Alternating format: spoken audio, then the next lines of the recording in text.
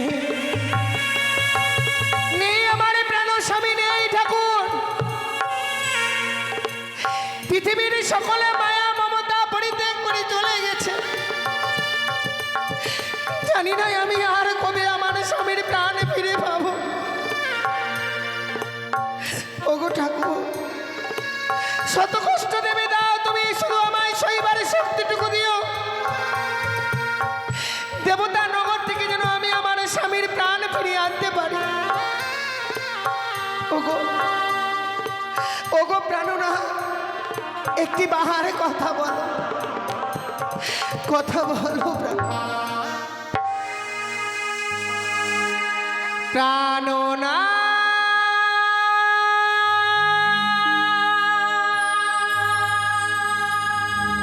প্রাণনা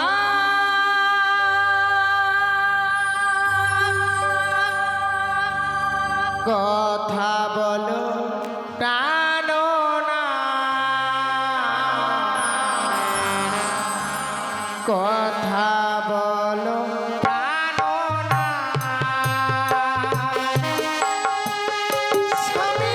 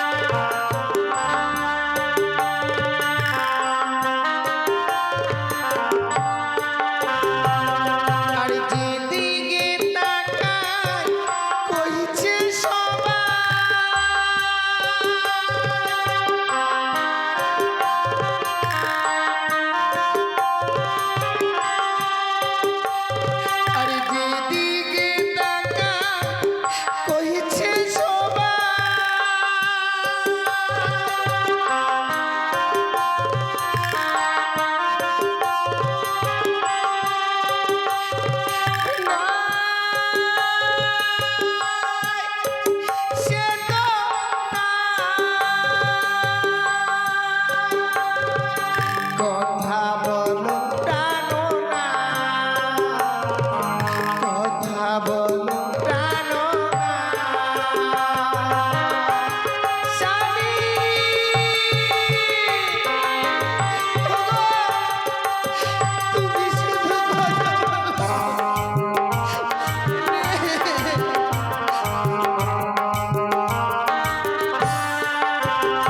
নেই বিধি নেই আমার প্রাণ স্বামী, পৃথিবীর সকল মায়া মমতা পরিত্যাগ করে চলে গেছে। বেহুল বলে ডাকবে সেই মানুষটার এই পৃথিবীর বুকে রইল না। জীবনে এমন কি পাপ করেছিলাম যে পাপের বলে আমি বাসর করে স্বামীকে হারিয়ে ফেললাম। আর কেউ রইল না ঠাকুর, তাই তো এই মৃত স্বামীকে বকিলে ওমরারের সাগর জলে ভেসে যাচ্ছি আমি। যাবো আমি সেই দেবতা নগর, জানি না আমি আমার স্বামীর প্রাণে ফিরে পাবো কিনা।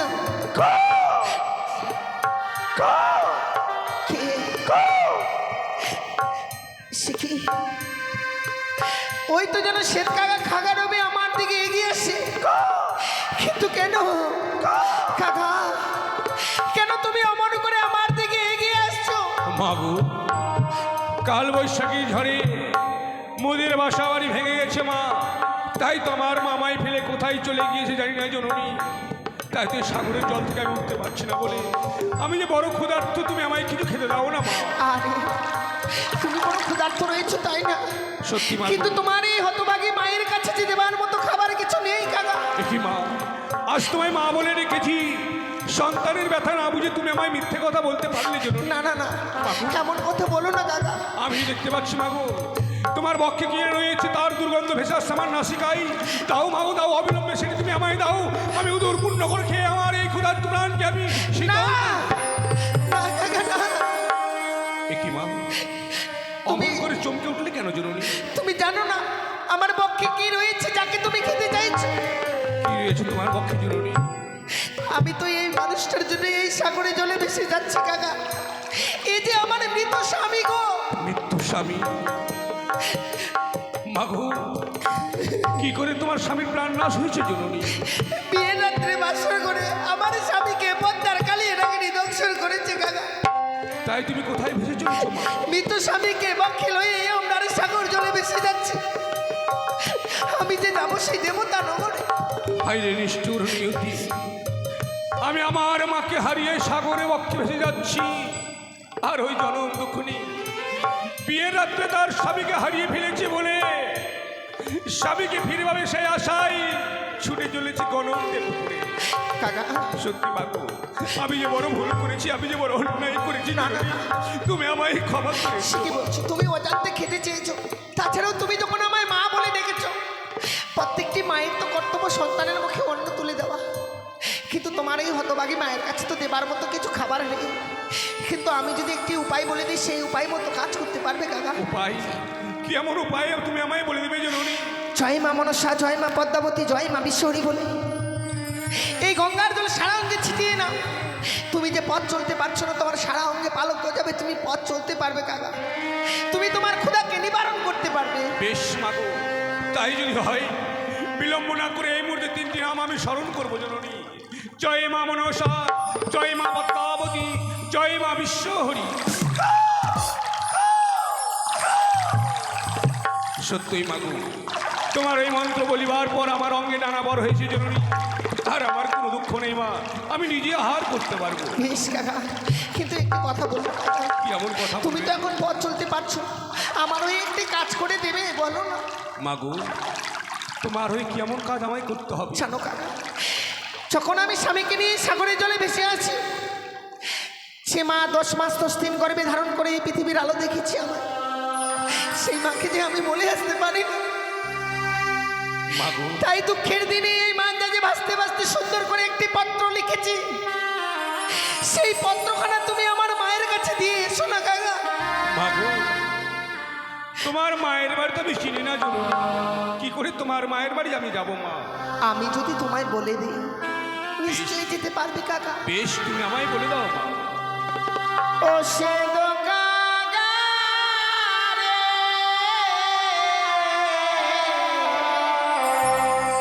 মায়ের বাড়ি দিও সমাচার রে সে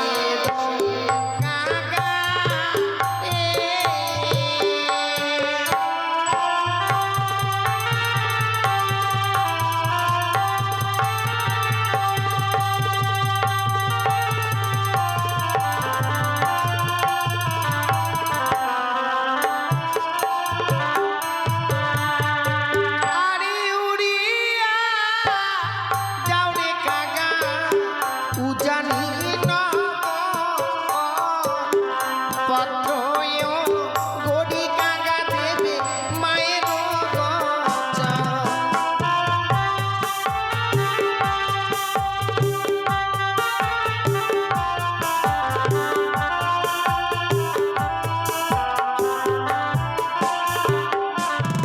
ওই উজানি নগরে হয় আমার মায়ের ঘর আমার মায়ের কাছে এই পত্রখানা দিয়ে এসো কাকা কোন সময় পত্রখানি দেবো মা? তুমি কখন এই পত্রখানা দেবে না জানো কাকা বলো মাগো। ওগো মা আমার যখন স্নান করিতে যায় তখন না দেবে কাকা মোর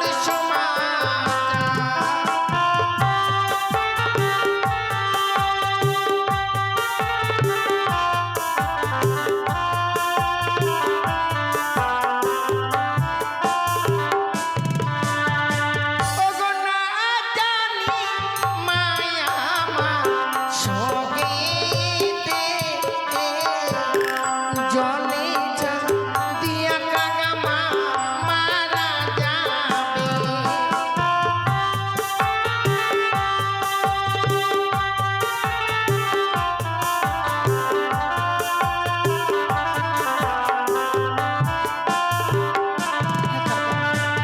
বেশ মাগো, আমি সে সময় পত্র দেব না মা। আর কখন দেবে না জানো কাকা? বলো মাগো। মা যখন আমার রন্ধনশালায় রন্ধন করিতে যাবে তখন তুমি আমার এই পত্রখানা দেবে না কিন্তু কেন মা? না হলে যদি এই পত্র পাঠ করে শুনে মা যে নিজের গায়ে আগুনে লাগিয়ে সে মারা যাবে গো। না মা না, আমি আমার মাকে হারিয়ে যে ব্যথা পেয়েছি তোমাকে সে ব্যথা আমি তোমায় দিতে চাই না জননী। ঠিক বলেছো কাকা। মাতৃ হারানো ব্যথা যে সবচেয়ে বড় ব্যথা মা। তাই কখন দেবে জানো? বলো মা। আমাদের আঙ্গিনার মাঝে রয়েছে সারি সারি ডালিমের গাছ, তার মাঝে রয়েছে এক চন্দনের গাছ। ওই চন্দন গাছের তলায় যখন মা এসে শুকাই খেয়ে ছুটে গিয়ে দেবে তুমি এই দুঃখিনীর উপদেশ। বেশ মাগো, তাই হবে মা। দাও মাগো তোমার হস্তলিখিত পত্রখানি আমায়। আমি এই মুহূর্তে গগনবাণী উড়ে গিয়ে তোমার মায়ের বাড়ি পৌঁছে যাবো মা। কাকা মাগো এমন কোনো কুকর্ম কাজ করো না যে কর্মের ফলে আমার মাকে হারাতে হয়। না মা, আমি যেন দেবতা নগর থেকে ফিরে এসে আমার মা মা বলে ডাকতে পারি। নিশ্চয়ই পারবে জননী। আমার মাকে যেন আমি না হারাই।